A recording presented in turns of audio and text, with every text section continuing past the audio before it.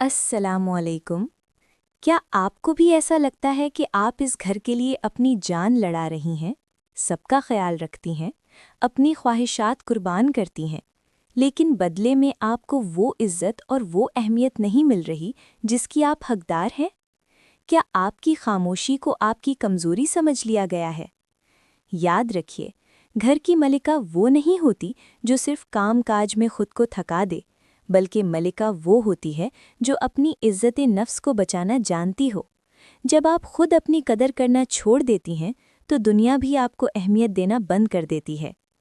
आज की इस वीडियो में हम बात करेंगे कि जब रिश्ते बोझ बनने लगें और आपकी कुर्बानियों का मजाक उड़ाया जाए, तो आपको क्या करना चाहिए।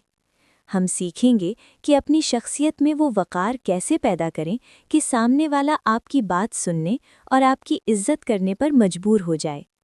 अगर आप भी अपने घर के माहौल को बदलना चाहती हैं और अपनी खोई हुई पहचान वापस पाना चाहती हैं, तो ये वीडियो आखिर तक ज़रूर देखिएगा, क्योंकि आपका वजूद इस घर के लिए एक नेमत है और आपको अपनी अहमियत मनवाना सीखना होगा।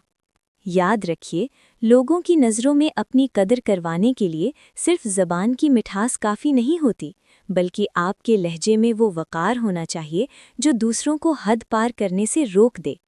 किसी का दिल जीतने का मतलब ये हरगिज़ नहीं कि आप अपनी इज्जत नफ्स का सौदा कर लें। एक बावकार खातून वो है जो मीठा तो बोलती है, लेकिन उसके अल्फाज में एक ऐसी मजबूती होती है कि सामने वाला उसे हल्का लेने की हिम्मत नहीं करता।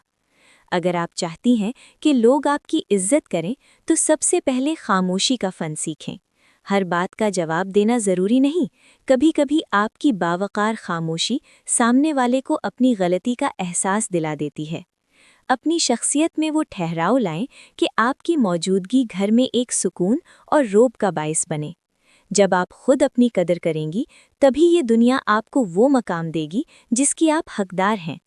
उम्मीद है कि आज के ये मशवरे आपको एक नई सोच और हिम्मत देंगे। आपको इनमें से कौन सी बात सबसे अच्छी लगी, हमें कमेंट्स में ज़रूर बताइएगा। ऐसी ही मज़ीद इस्लाही और मोटिवेशनल वीडियोस के लिए हमारे चैनल घर की मलिका को सब्सक्राइब करना ना भूलें। अपना और अपने प्यारों का बहुत ख्याल रखिएगा।